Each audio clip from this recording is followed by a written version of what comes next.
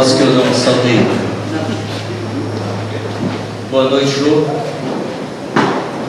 Boa noite. Muito bom estarmos aqui. Graças a Deus. O Senhor é fiel, o Senhor é bondoso e o Senhor tem nos trazido aqui. Amém? Amém. O pessoal que está lá atrás, se quiser sentar mais na frente, tem bastante espaço aqui, viu?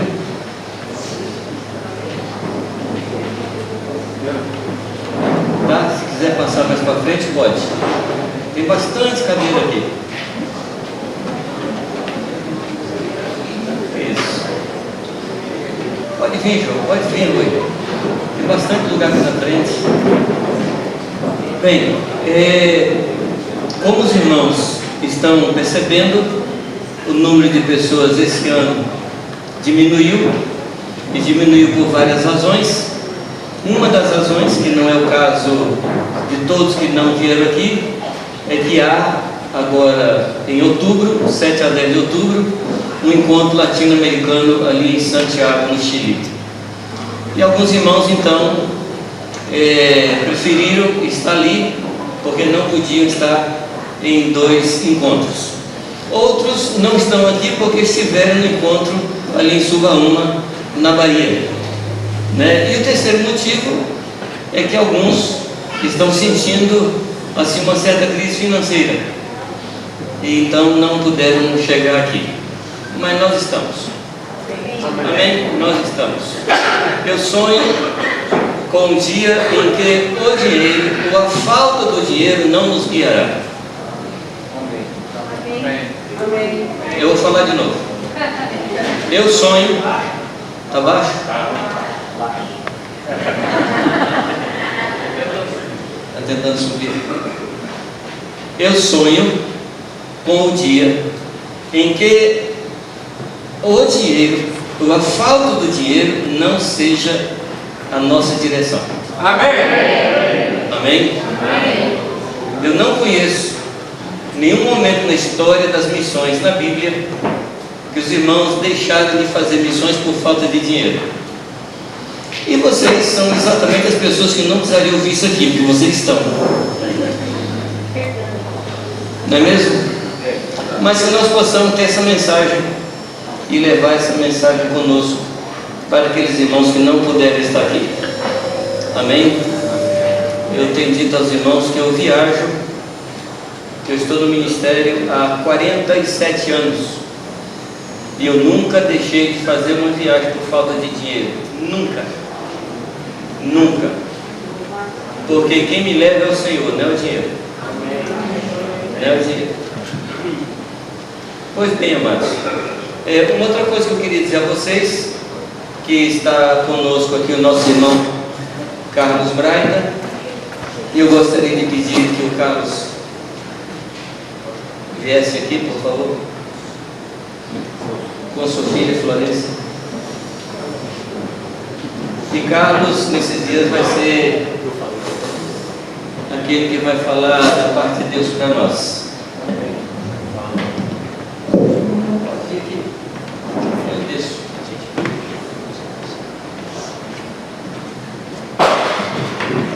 Os irmãos sabem qual é o versículo que eu gosto, né? Que eu uso muito.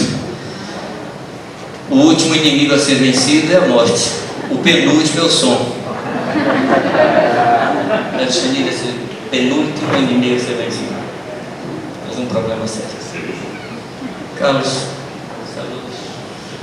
Bueno, Dios les bendiga mucho. Es un privilegio compartir con ustedes. Nosotros los argentinos somos expertos en crisis. Y no les vengo a hablar a las víctimas de una crisis en Brasil, sino a la respuesta de Dios para la crisis en Brasil. Porque ustedes son la respuesta de Dios para la crisis en Brasil. Y creemos que estos días nos vamos a fortalecer mutuamente para poder también fortalecer al pueblo de Dios en toda esta amada nación. Así que gracias por la invitación, es un privilegio compartir con ustedes. No sé mucho portugués, así que no les voy a robar tiempo. Es un privilegio compartir con ustedes y espero aprender mucho en este tiempo. Graças. Bom, esse aqui foi o balão de ensaio para ver se vocês entenderam o Carlos Braga. Entenderam? Todos entenderam tudo? Então foi um balão de ensaio. Porque a pregação com tradução toma o dobro do tempo. E nós queremos dar o maior tempo possível para que ele fale da paz de Deus para nós. Eu não sei como é que nós vamos fazer isso. Você vai ligar a tecla SAP para...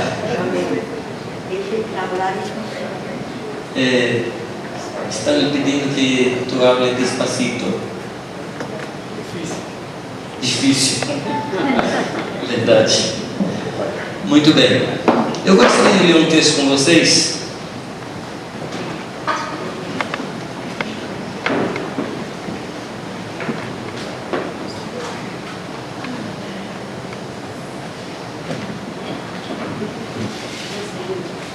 O texto que eu gostaria de ler é Lucas 19:44.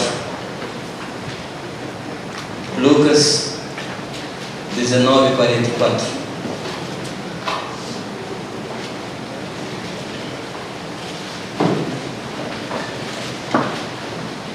Eu tenho uma pergunta que eu tenho me feito já há um tempo. Que momento é este que nós estamos vivendo? Que momento é esse? Carlos falou de crise. E a gente tem ouvido falar muito de crise.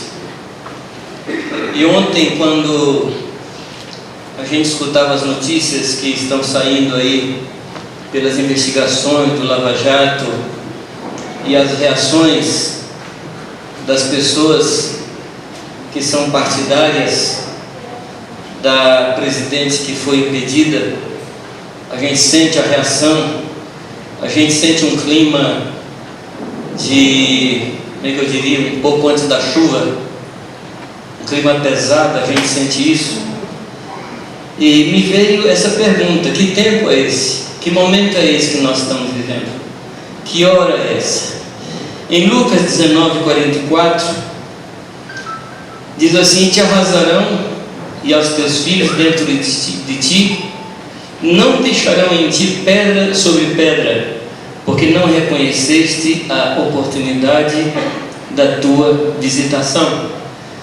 Esse texto aqui, a ideia é um tempo em que o Senhor vem para inspecionar, o Senhor vem para supervisionar o seu povo, o Senhor vem para ver como está o seu povo, para ver como está o mundo.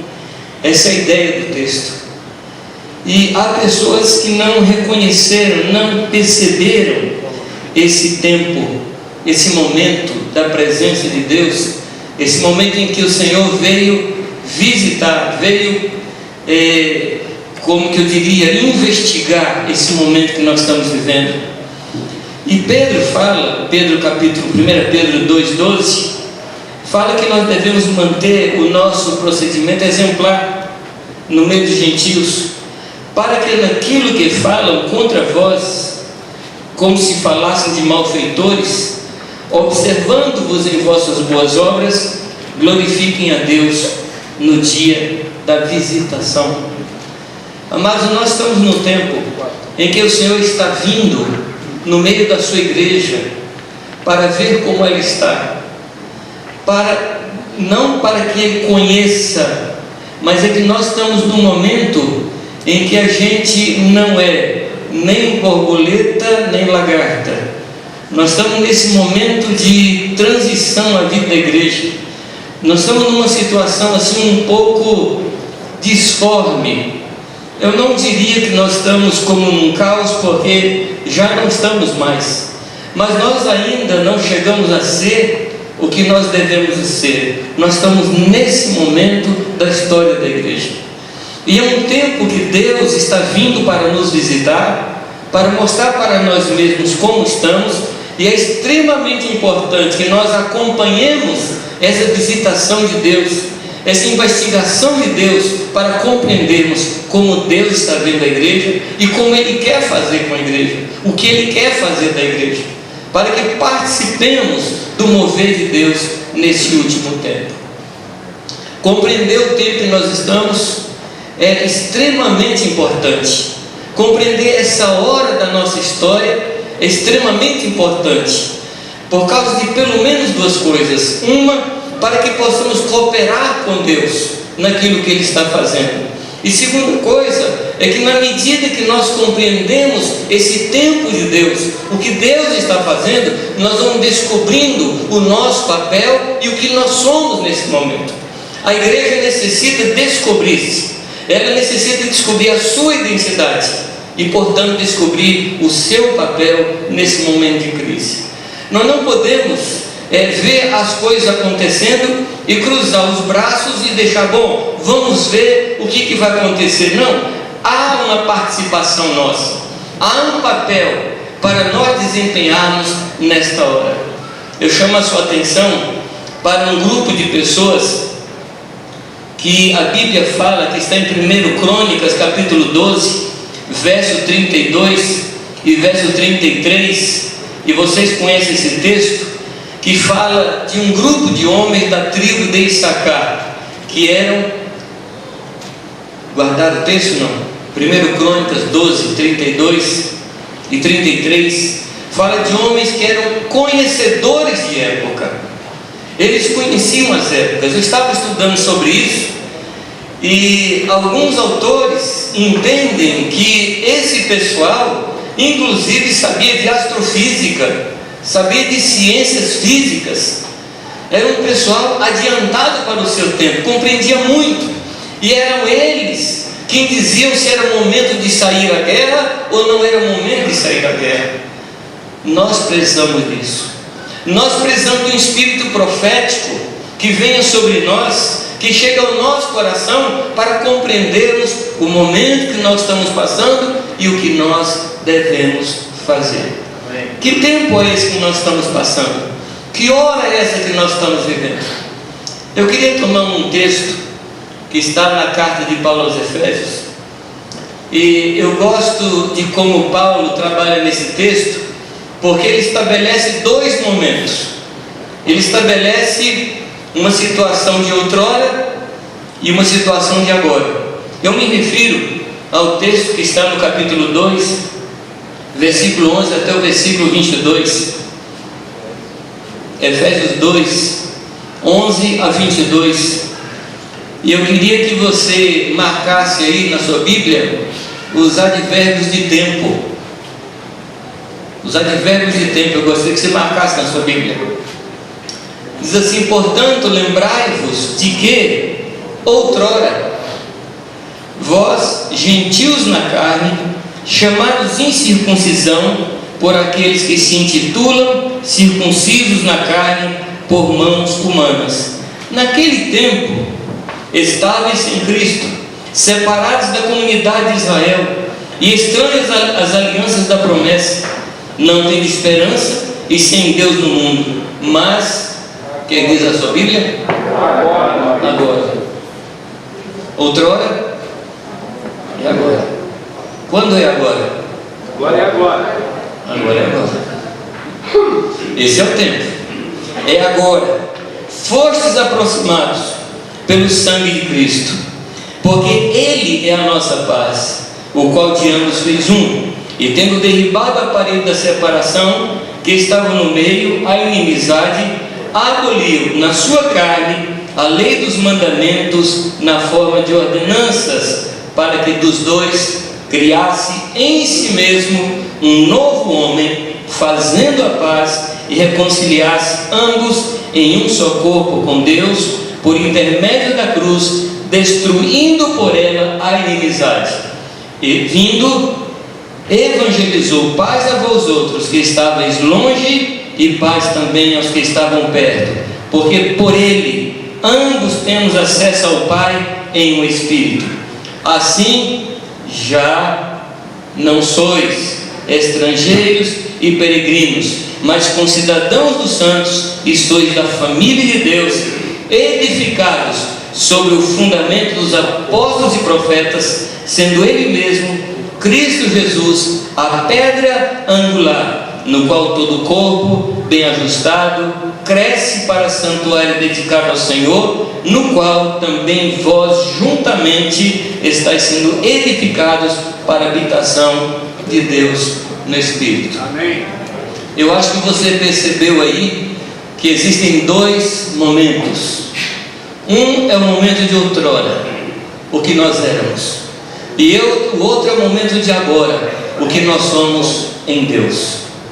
Nós precisamos compreender de onde saímos, quais eram os nossos laços, como vivíamos, mas precisamos compreender o que nós somos agora. E na compreensão do que nós somos, nós podemos agir, nós podemos operar, nós podemos ministrar, nós podemos atuar. Amém, queridos? Então é importante que nós compreendamos a nossa situação do passado e compreendamos também a nossa situação do presente. O que éramos outrora? Versículo 11, o que diz? Nós éramos gentios, não éramos povo de Deus. Isso é o que nós não éramos. No versículo 11 também diz que nós éramos desprezados por aqueles que se consideravam o povo escolhido. Você sabe que para os judeus os gentios eram nada, não valiam, não tinham valor, e assim éramos por aqueles que eram da circuncisão segundo a carne. Uma outra coisa é que havia entre nós e os judeus uma parede, algo muito sólido, algo muito concreto, que cercava e bloqueava a nossa relação, impedindo que nós nos encontrássemos. Uma outra coisa é que havia inimizade. Havia inimizade. Não havia inimizade entre nós e aqueles que se consideravam povo de Deus. Estávamos também, está no versículo 15. No versículo 12 também fala que nós éramos estranhos às alianças da promessa, e diz que nós éramos estrangeiros, nós éramos forasteiros. E como consequência de tudo isso, ou como adição a tudo isso, nós não tínhamos esperança. Éramos sem Deus. Esse foi o quadro. Essa era a nossa situação. Mas Deus, sendo rico em misericórdia para conosco, pelo grande amor com que nos amou, enviou Jesus Cristo. E Ele veio e derrubou a parede de separação que havia. Mais do que a parede de separação entre nós e os judeus, era a parede de separação entre nós e o Senhor. E diz a palavra que Ele matou a inimizade. Não há mais possibilidade de termos inimizade. A inimizade está morta. Você crê nisso? Não. Não há mais razão para termos inimizade, porque ela foi morta na cruz. A inimizade foi morta.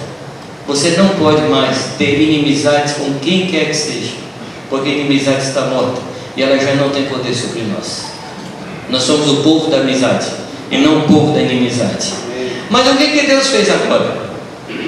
Nós somos o povo, não o povo do outrora, nós somos o povo do agora. Amém. E o que Deus fez agora? Deus nos aproximou pelo sangue de Jesus Cristo. Amém? Sangue imaculado, sangue que foi derramado, e não somente derramado, o sangue foi levado pelo próprio sacerdote, que era também um cordeiro. Ele levou esse sangue diante do Pai. Amados, o sangue de Jesus não é para o demônio. Tem gente que olha para o demônio: o sangue de Jesus tem poder, o demônio já sabe. O sangue de Jesus foi para Deus, para satisfazer a ira de Deus. E Jesus chegou com o seu sangue ali no altar, e Deus recebeu o sangue e disse: é suficiente, é suficiente, não precisa de mais nada, a justiça foi feita e nós somos completamente justificados pelo Senhor. Deus se satisfez com o sangue que o seu Filho levou diante dele. Não é alguma coisa artificial, também não é alguma coisa estrutural, também não é uma coisa institucional, é algo relacional. Um problema que nós temos é que quando nós pensamos no sangue de Jesus, na morte de Cristo, nós temos uma cabeça bem jurídica. É verdade que a morte de Jesus Cristo na cruz teve um aspecto jurídico, porque pagou uma dívida. Pagou uma dívida. A cédula que era contra nós foi cravada na cruz. E hoje nós não mais devemos nada ao Senhor. Jesus pagou tudo. Mas, amados, a morte de Jesus não tem somente um aspecto jurídico. Jesus Cristo morreu para que o nosso relacionamento fosse restaurado com Deus. Não é só uma coisa jurídica, porque o nosso Deus não é um Deus legal. Nosso Deus não é um Deus legalista. Nosso Deus é um Deus de relacionamento. E a parede de separação, o abismo que havia entre nós e Ele, foi acabado pelo sangue de Jesus Cristo na cruz. E agora nós somos um com Ele. E sendo um com Ele, amado, nós somos uns com os outros. E nós necessitamos valorizar essa obra de Cristo, que matou a inimizade. Não há mais motivo, eu repito, para termos qualquer tipo de inimizade entre nós. Amém, amados? Amém. A inimizade, me deixa parafrasear um texto de Romanos, a inimizade não tem poder sobre nós. Amém. O pecado já não terá domínio sobre vós, e no meio disso a inimizade, ela também não tem poder sobre nós. A palavra diz, amados, no verso 14, que o Senhor trouxe paz entre ambos os povos. Eu escutava um rabino falar sobre paz, sobre a palavra paz no hebraico, a palavra shalom. E foi no tempo em que houve aquele acordo de trégua, aquele acordo de paz, que ele chamava acordo de paz lá em Camp David. Eu acho que foi o Anwar Sadat e o... Na Rebeca. Eu acho que na Rebeca. E eu sei que eles fizeram festa porque tinham feito um acordo de paz. E esse rabino, ele dizia, não foi um acordo de paz, foi uma trégua. E a trégua dizia o seguinte: se você não atirar em mim, eu não atiro em você. Esse é o acordo de trégua. Porque paz não é trégua. Paz é quando não há mais fronteiras. Paz é quando não há mais barreiras. Paz é quando não necessitamos de passaporte para ir de um lugar para o outro. Paz é quando não necessitamos de pegar visto em nenhum lugar para entrar. Paz é quando não existe mais fronteiras entre nós. E Cristo fez isso. Hoje nós podemos entrar diante do Senhor sem marcar audiência. Amém. E não temos do que nos envergonhar. Porque Jesus Cristo é a nossa paz. E Ele não é um tratado de paz, Ele é a paz. Ele é a paz. E nós estamos dentro dele. Louvado seja o nome do Senhor. Ele criou, Deus criou dentro de Jesus um novo homem. Dentro de Jesus, dentro de Cristo, nós somos uma nova criatura. Nós somos um novo homem, que é a igreja. Esse novo homem é a igreja. Há em outros lugares que fala de novo homem, numa nova vida pessoal e particular. Mas nesse caso, o novo homem é o corpo de Cristo, é a igreja de Jesus Cristo, que está dentro de Jesus Cristo, está dentro dele. E Ele nos deu, amados, o Evangelho da Paz. O Evangelho da Paz proclama o quê? Que não há mais barreira entre nós e Deus. E portanto, não há mais barreira entre nós e todos aqueles que estão dentro de Jesus Cristo. Não há mais barreira, queridos. Ele nos reconciliou. Ele quebrou a separação e nos reconciliou nele mesmo, com Ele, com Deus, em um só corpo, através de Cristo. E há um lugar de reconciliação, é dentro de Jesus Cristo. É nesse lugar que nós somos reconciliados. Amém, amados? Amém. Há um lugar, e esse lugar é dentro de Cristo. Agora nós temos acesso ao Pai pelo Espírito Santo. Nós não precisamos mais nos envergonhar, não precisamos mais olhar para trás e ver as dívidas que nós temos, porque nós temos acesso direto ao Pai. Eu já contei para vocês uma história e vou contar de novo. Era a história de uma senhora que precisava conversar com o rei. E ela precisava conversar com o rei porque um filho seu estava prisioneiro e somente o rei poderia assinar o indulto. E ela não podia chegar diante do rei, porque não conseguia nem marcar audiência. E ela estava sentada ali na escadaria do palácio, sem poder chegar no palácio, e chorava. Nesse momento passa um rapaz e lhe pergunta: o que a senhora tem? E ela conta que ela precisava conversar com o rei e não tinha acesso, não tinha condições de marcar audiência. O rapaz falou para ela: a senhora venha comigo. E o rapaz subiu as escadarias, chega naquela porta majestosa, ali estavam os guardas se perfilam diante daquele rapaz, as portas se abrem e ele vai entrando, e a mulher assustada entrando atrás. E as portas vão se abrindo, até que chega numa sala muito grande. O rei está sentado ali na sua mesa, e esse rapaz abre a porta e fala: pai, essa mulher quer conversar contigo. De quem é essa história? Essa é a nossa história. Nós não podíamos chegar, mas Ele nos levou na sala do trono. E não só na sala do trono, mas hoje nós estamos assentados em Cristo Jesus, nas regiões celestiais. Assentado fala de descansar. Assentado fala de falta de trabalho. Assentado fala de descanso dos nossos esforços. Não precisamos mais nos esforçar, porque já estamos assentados em Cristo Jesus. É nesse lugar que nós estamos. Eu tenho dito aos irmãos: desista de trabalhar, descanse em Deus, porque nós ainda fazemos muito esforço para ser santo. Chega, nós já somos. E Efésios diz, amados, que Deus nos fez agradáveis ao Pai no amado.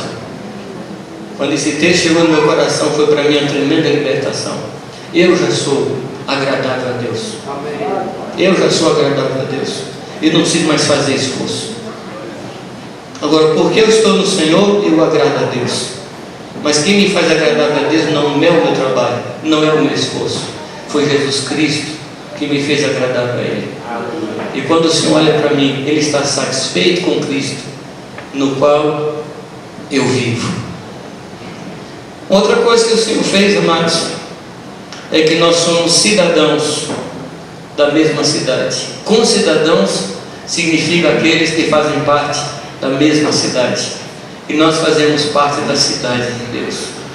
E nós somos concidadãos dos santos. Somos concidadãos dos santos. Somos da mesma cidade. Amém, amados? Ainda que alguns tenham alguns sotaques diferentes. Uns são castelhanos, outros são brasileiros, outros são nordestinos. Mas somos de uma mesma cidade. E essa beleza da diversidade, nessa cidade fantástica que é a Igreja de Deus, isso glorifica ao Senhor.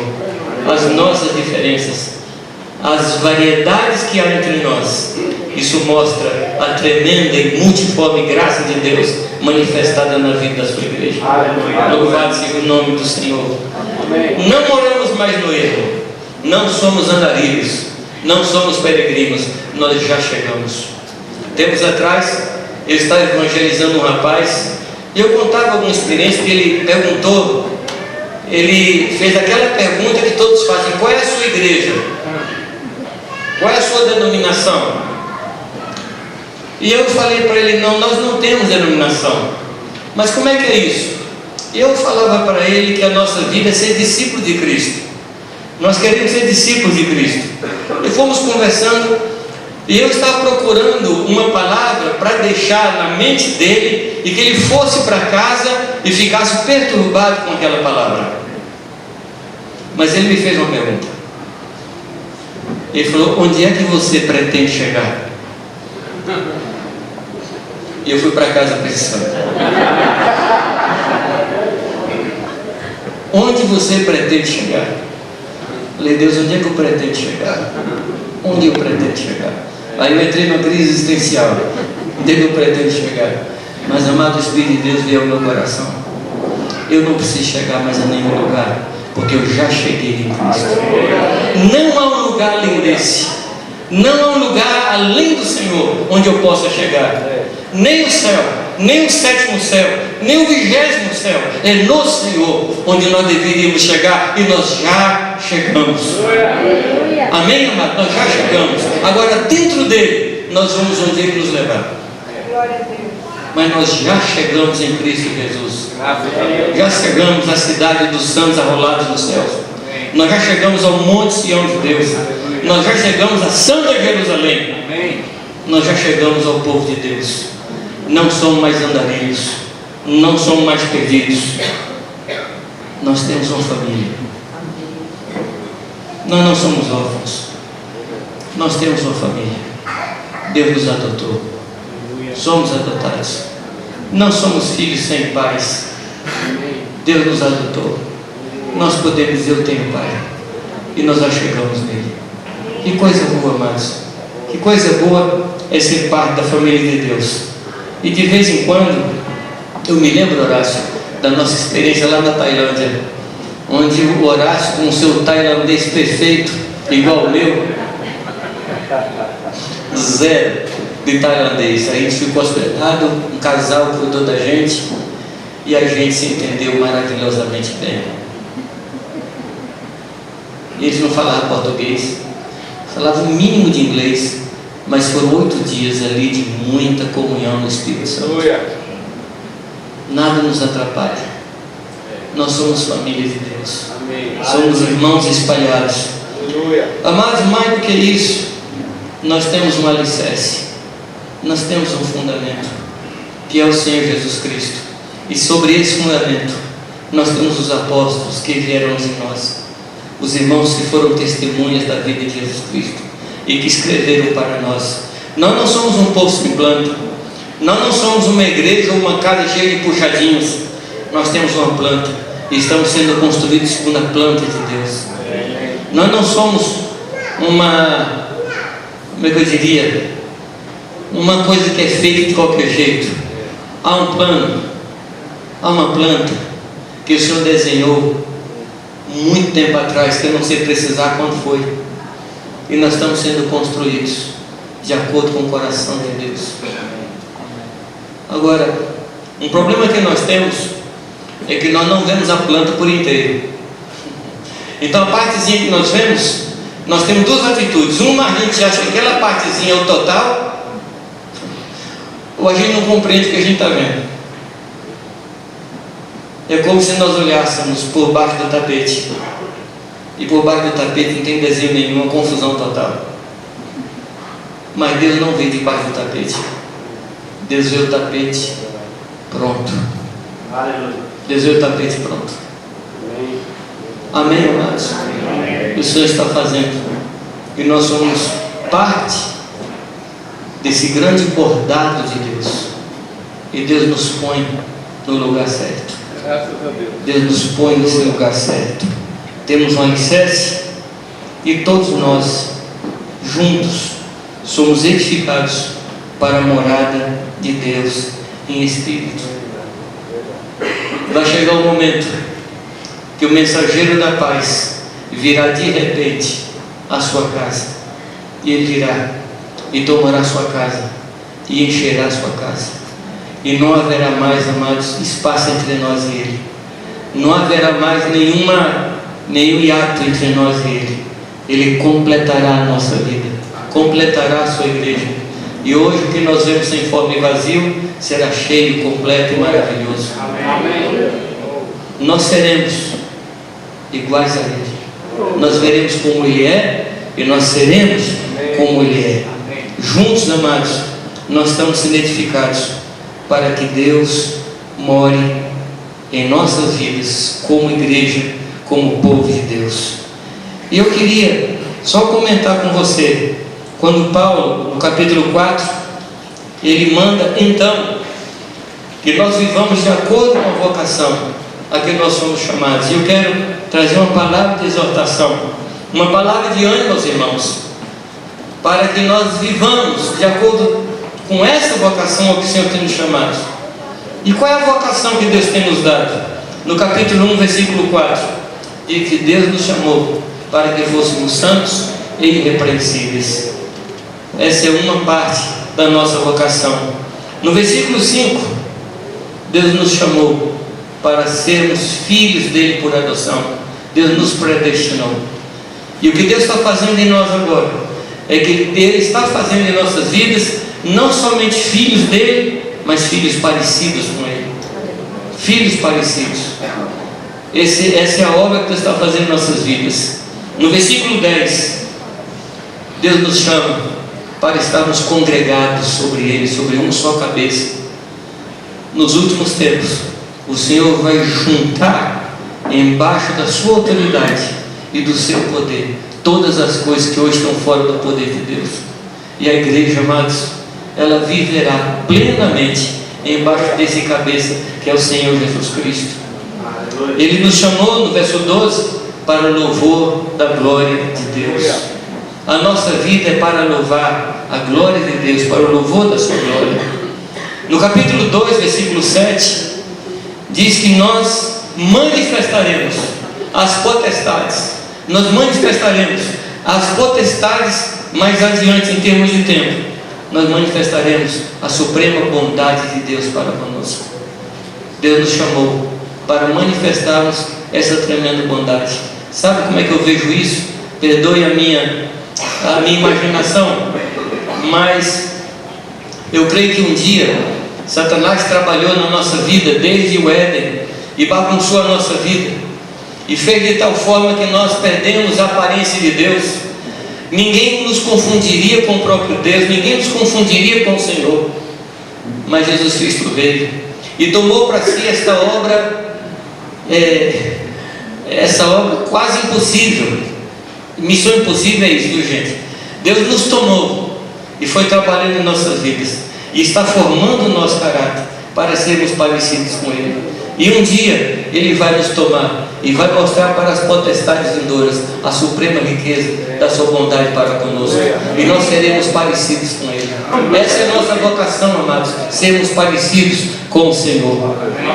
No capítulo 2, versículo 10, a palavra diz que nós não somos salvos por obras, mas Deus nos chamou para fazermos as obras que Ele determinou antes da fundação do tempo. Temos obras a ser realizadas, não para sermos salvos, mas porque somos salvos. Somos da mesma cidade, precisamos viver como cidadãos da mesma cidade. Somos família de Deus. Capítulo 2, verso 19. Somos casa de Deus. Versículo 22, fomos chamados para ser herdeiros de Deus com Cristo Jesus, e nós somos a mostra da sabedoria de Deus. No capítulo 3, versículo 10, diz que nós vamos manifestar em nossas vidas a sabedoria de Deus. As nações vão olhar para nós e vão glorificar o Senhor pela sua sabedoria. Essa é a nossa vocação, amados. Tudo isso fala da nossa vocação. Esses capítulos, esses versículos falam do nosso chamado, e nós precisamos viver isso nesse tempo de crise. Nós precisamos resgatar o projeto de Deus para as nossas vidas. Nós precisamos resgatar tudo que Deus falou que vai fazer em nossas vidas, para não andarmos em crise, para não termos crise em nosso coração, para não termos crise em nossa cabeça.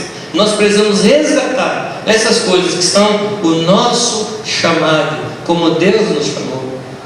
Amém, amados? Então Ele nos chama para que nós andemos de modo digno da vocação a que Ele tem nos chamados. Queridos, nós somos um povo com propósito. Nós somos um povo, parte de uma nação. Nós não somos um povo perdido. Nós não estamos mais estranhos às alianças. Nós não somos mais um povo sem Deus. Nós somos povo de Deus. Nós somos filhos de Deus. Nós somos igreja de Deus. Amém. Nós não estamos perdidos. A crise não pode chegar ao nosso coração. A crise não pode chegar à nossa mente. A crise ela é externa. A crise ela é externa, mas não pode chegar ao nosso coração. Amém, queridos? Eu quero deixar essas palavras com vocês para que os irmãos se animem. E esses dias, o tema do nosso encontro é a igreja que Deus quer. Nós precisamos ouvir muito isso. Precisamos ouvir. Toda obra tem uma planta.